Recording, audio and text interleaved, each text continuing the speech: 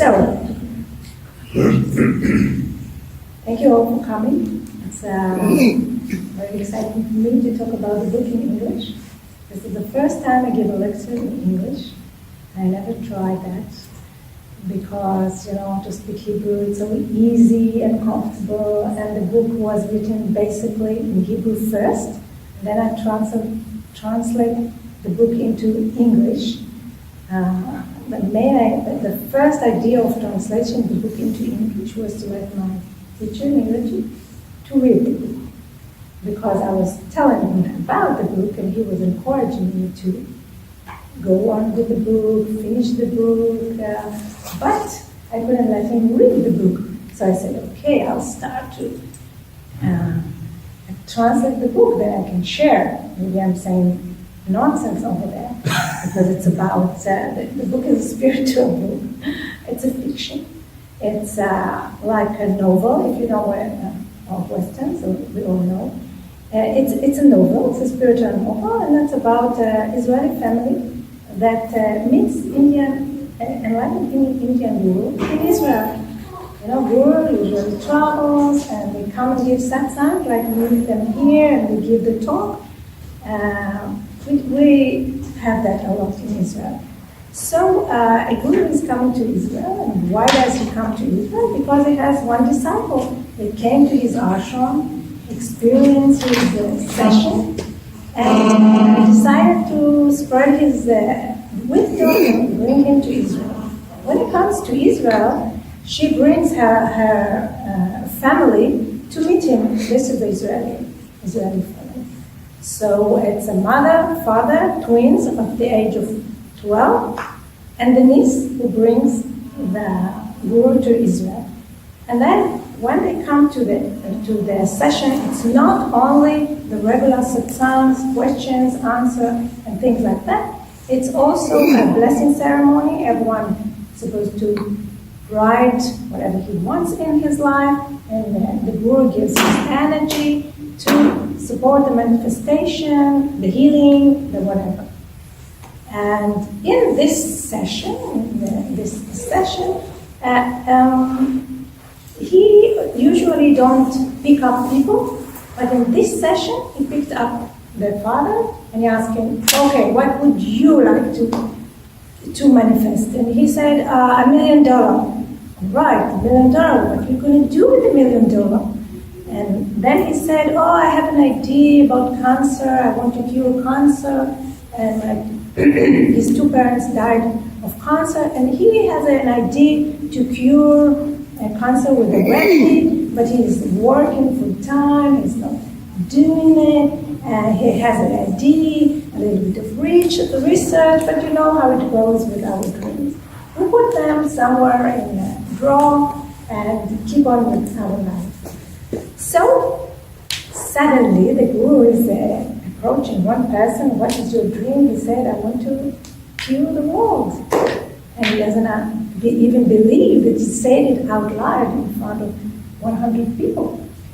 And then he just said that he just wanted to come back home, and the kids are waiting for them at home. They come home, and what they discover, first the kids discover, and then the adults, they find a suitcase, a very beautiful and decorative suitcase, on the dining table, waiting for them.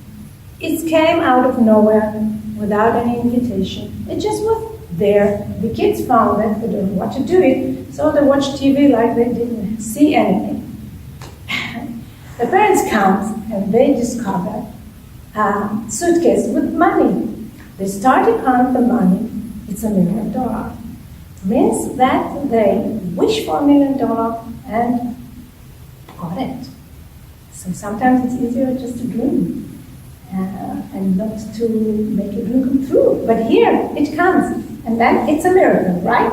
We're talking about a miracle, and the book is about miracles. Now a miracle happens. So do you accept the miracle? Or not really? So it goes like that. The mother said, oh my God, we asked for $1 million. Here are $1 million. We're blessed. Thank you, Smiling Baba. The name of the guru is Smiling Baba because he smiles all the time. Thank you for smiling, Baba, for bringing, and she accepted. The father, oh my God, we are going to go to jail. We must bring it back to the police. It's not going to happen. This money belongs to someone. We cannot have it. We must go do something. He does not accept it. What would you do? Think about it. You come back home and $1 million is waiting for you. Just waiting for you. You can do anything you want with this $1 million. Would you accept it? Or you say, oh, no. This is not natural. And it's about, is it possible? So is it possible that gurus are in a state of mind that they can manifest suitcase, healing, or whatever? And is it possible that just miracle can happen in our life? Is it possible? I'm really asking, I was asking myself, and when I came with this idea even before I came to India. I'm here in India more than 5 years, and even before I came to India, I had this idea in mind to write this story. And then I came to India, I started traveling, I was not writing. Then one day I was in an ashram in the other side of the river, the big ashram that we can hear, they have their music all the time here, Niketan. And I came to this ashram and was inspired to start writing the first chapter. I wrote the first chapter, I didn't even know what's going to be the next one. And then I went out of Rishikesh. At this time, I haven't yet found Niketan. It was at the beginning of my travel, and the ashram in Niketan, they give the artists or singer. I came there, and I came out of Rishikesh. I came back from Muji. You maybe don't know, but it's a very famous spiritual teacher that gives satsangs here, lectures here in February in March. I've heard about him. I said I'll come back to hear him, and I came back. Again, I stayed in Parmat, and I wrote another 4 chapters. And then I didn't write, a little, like a little more, and my spiritual journey grown and more and more. And then in one time I decided, okay, being in India is great, traveling is amazing, but I really want to go deeper and deeper in consciousness. I must find my place. I must find my teacher. How can I find a teacher? How can I find an ashram to host me? Where is it? Okay, I'm going to do a trail of ashram, the ashram trail. This was my third year in India. I decided to be an ashram trail. So I moved from one ashram to another, from one spiritual place to another. I wrote a little, but not that much. Then later on, I discovered this amazing place, Niketan. And when I got here, it was the ashram was almost empty. The teacher was sitting with us, the students, and I've seen Nirji, and I just felt, oh my God, I want to learn from him. And he didn't even give the philosophy class at the time, and I bound it, but I didn't devote myself. It's taken me a long time to devote myself to the spiritual path, to spirituality, to a teacher. It takes me a lot of time to do that. And then one day I came, and I was really sad because I broke up with a boyfriend I had at the time, and I was really sad. Now it's really funny because I really don't care. I don't want attachment. I don't even care. This is so old news. But at the time when we broke up, it was really uncomfortable. I came here and I was talking to Nirji, crying. I don't know what to do. I don't find myself anywhere. And he said, what do you like to do? I said, to write. I always wanted to be a writer, but I always did many, many beautiful, amazing things. But what about writing? What about books? So he said, okay, so now just take the time and write. And from this moment on, I became a writer. I mean, the writing was part of my routine, or at least all the time in my mind, because I was committed. The same as the father was committed, because he talked in front of a group. So he was committed to the idea that was just in his diaper at the beginning. And I started to be committed to the book. I started to write more. Even if I didn't write, at least I have it in mind. What I'm going to write, okay, I'll channel. I do a lot of channeling. I talk to the divine my own way, not necessarily through meditation, but I'm using a healing technique called Theta healing and my own way of talking to the divine. So every time I said, okay, give me the next chapter. What would be the next chapter? And then I get, oh, right, I'm going to write this. And think about it, I was talking about miracles, okay? Miracles. It's a miracle that I wrote a book. Think about it. It was nothing. Not book, not charters, no story, nothing. Okay? And suddenly there is a book. The whole story is from 37 chapters out of my mind. So I'm thinking, did I write this book?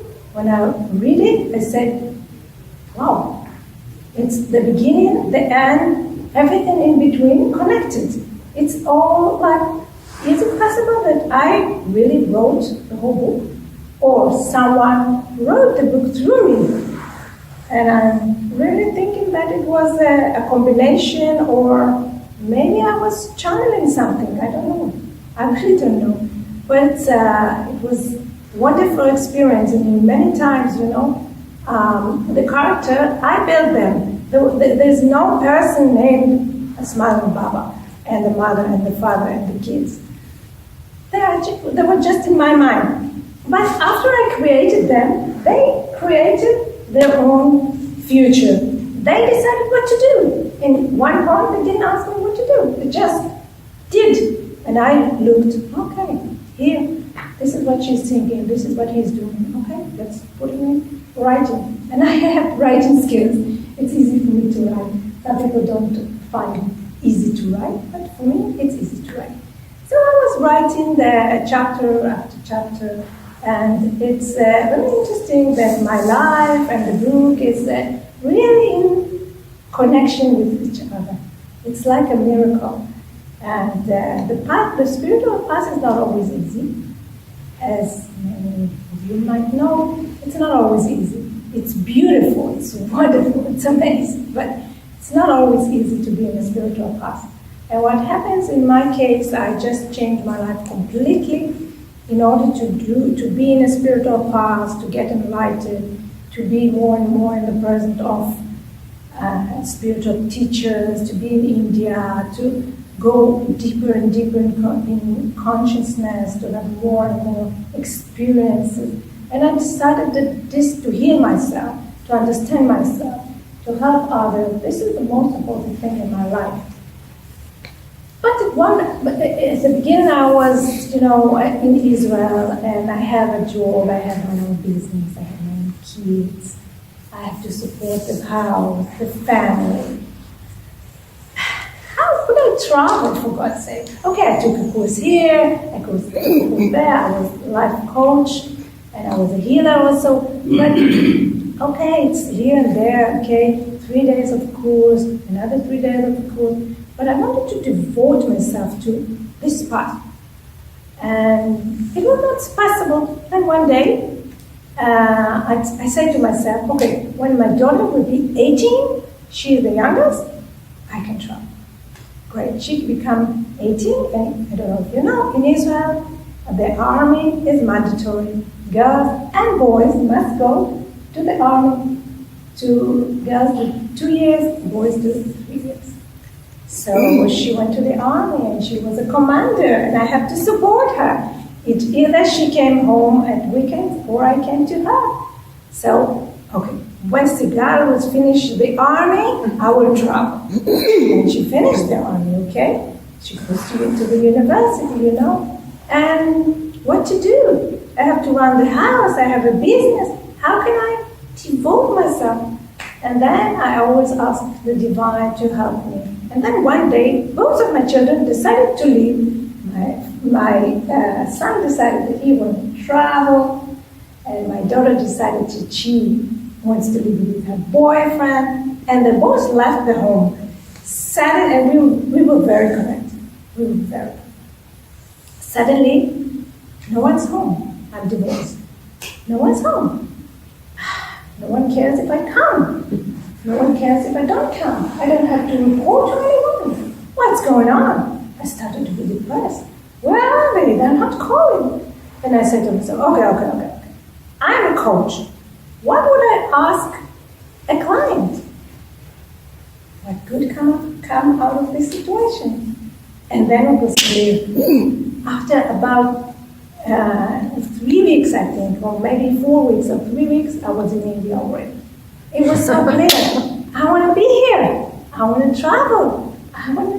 And at first, I just have a glimpse of a little bit of meditation here, a little bit of yoga here, a little bit of ashram here, a little bit of monastery here, Buddhism, but I was not focused. And then after that, I tuned myself that now I'm not just wearing white for nothing, just to remind me what is important, not our next amazing meal, and not our next, meet people, and I'm a social person, I really like people.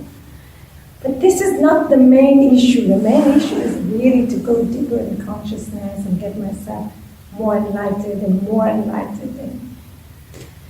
So yes, I started to travel, and here I am after the book is done, and I found out that it's not easy to publish a book in Israel. In Israel, we are 8 million. Not all of them reads Hebrew. And today, maybe you don't know, maybe you know, but there's less and less readers in many places. Yeah. We are all the day like this, and we watch videos, and we have television, and we are very busy doing that, our career, our children, people read less, unfortunately. So in Israel, there are not so many readers, and there is 1 million of Russians that don't read Hebrew. There is about 1 million Arabs that usually don't read Hebrew. So the market is very, very problematic. What makes that if you want to publish a book, you have to give money to the publisher. First of all, find a publisher, then to give money in order to support the book. What can I do? I did that. I found a publisher, and 2 of the main publishers in Israel, there is about 5, 2 of them said yes, which is wonderful. So that the book was something. And I was very happy about that, and it will be out in February, March, or whatever. You can never know. And now maybe Bobby gave me a contact of a friend of him in the state that she's connected with a very big publisher. So I hope. The thing is, I feel that this book is important. Of course, maybe I'm dreaming, maybe I'm like anybody else, it's not so important, but the book really represents what happened to people when they are in the spiritual class or even don't know what they are looking for.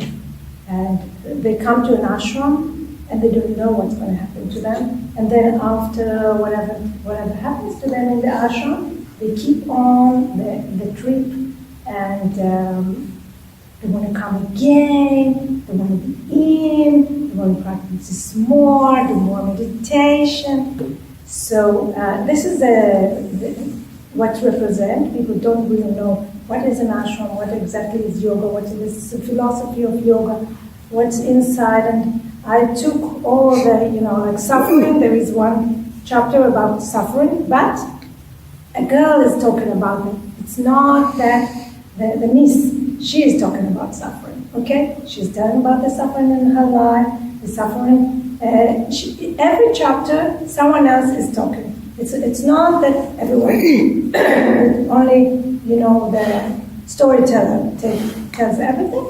Each chapter, it's one character that tells a story. So one is about attachment, that the mother is attached to the children, and then she wants to leave them and go to Shita to do a retreat of 10 days, a Buddhism course. So she don't want to leave the children.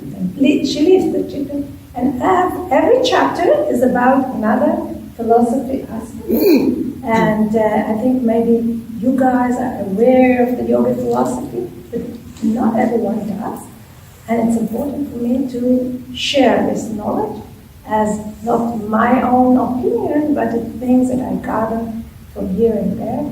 So I will read a little bit of the book. I was not sure I'm going to do that, but I just want to read you. When they come, the family comes, they come first to Amrita, they say they go to the temple, then they come to Dharamsala, and at one point they decided to come to Rishikesh to meet the Guru. Now, the Guru knows that in advance that they're going to come to his ashram. They didn't know. But after that, things happen in the book, and they come to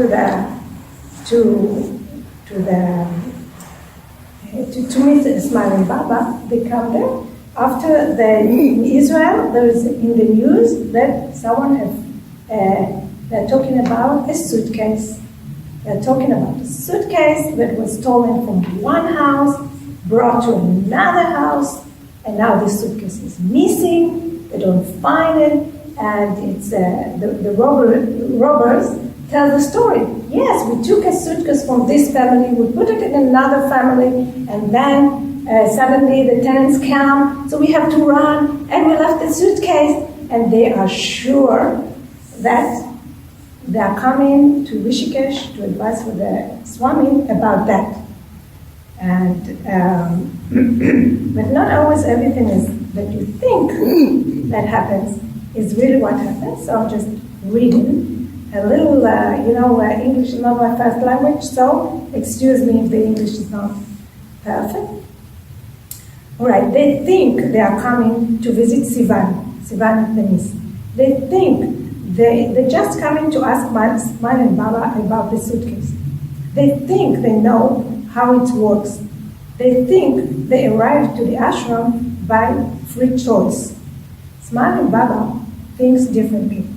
As far as he's concerned, anyone who comes to Rishikesh, anyone who comes to Rishikesh actually respond to a call. The Indians say the river called them. Westerns claim that it's yoga. According to Smiling Baba, the one who called them are the spiritual teacher, those who live on earth together with other saints, which left their body long time ago. According to the Indian philosophy, the great yogi had left us with their bodies, but their spirit still hovers around the place where they lived. And I wrote, several things that I wrote after that happened. I wrote this, and then afterwards it's happened. Like it appears that it's true, and the spiritual teachers are calling us. We think that we come by our free will, which we have free will, but it's not exactly like this. And in this ashram, there is the Swami that founded the ashram, and the Swami that are here, and and all the Swamis that are here, was here, they're all calling us. And we just respond to a call, even though we don't always know that. I don't know what to read next. It's about the miracles. I don't read you about the miracle. All right, I think I'll cut it short and I'll come to the... many of you maybe come here for the first time. And then when we go back, so it could be kind of a torture. I don't want to. She knows what I'm talking about. You come to India, you have an amazing experience, then you go back. Oh my God, everything's so. Where's Alex? Yeah. we talked about it today. You come back home, and people are running, and people are interested in the new shoes, this and that, and what kind of thing they wear for yoga. And so, right. So, India, this is Shivani's, right? The niece. Miss in India is like longing for a beloved partner who was once in force and no longer around. Like parting from someone who once loved, who you once loved, with all your heart, without any boundaries. This lover is not with you now, and it hurts like hell. But he never left you. It was you who left the wonderful lover. The perfect, multifaceted, wide-open lover, and the one who loves you too, every day and every hour. This beloved one is basically a continent, a subcontinent, if you want to be precise in terms of geography. A vast subcontinent that penetrates all your cells. It penetrates so deeply that sometimes you can't even bear all this unnecessary pain. India is still there, standing and waiting for me with open arms. Only I am not there in the right place to accept her loving embrace. India, the one who taught me a lot and changed me beyond recognition, is the same India who accepts me just the way I am, here and now. And I'm reflecting my feelings to her. And each character, the boy, the girl, the mother, the father, have something for me. And when I came back to Israel, I just want to come back. I just wanted to come back. And in Israel, we have support groups for people who come back from India and miss India. I'm not joking. This is true. This is true. And I was like, why? Why should I miss India? I can come here and live here. So I changed my life in order to be here, to be too close to my teacher, to be close to whatever happens here in India. And I think it's accelerating my path and make it much more smooth. And I didn't know what I'm going to say. It's the same as I didn't know the end of the story. I didn't know. I started to write. I didn't even know what would be next and how it will unfold. And now everything is like falling inside, and it's really, really a great experience to write a book, to be open for people to read it. It's I'm writing the book out, and I would invite Myoji. Would you like to say a few words?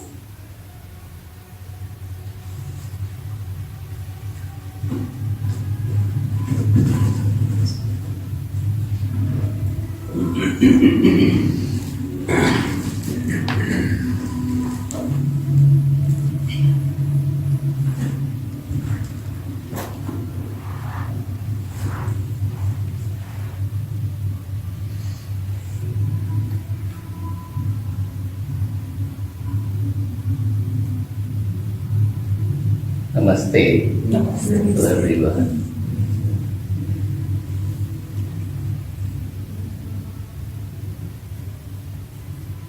The book which has been written by her, actually it was almost got started when we came across to each other, saw to each other, and I realized that she is going to experience and she is going to through some spiritual transformation in coming days. And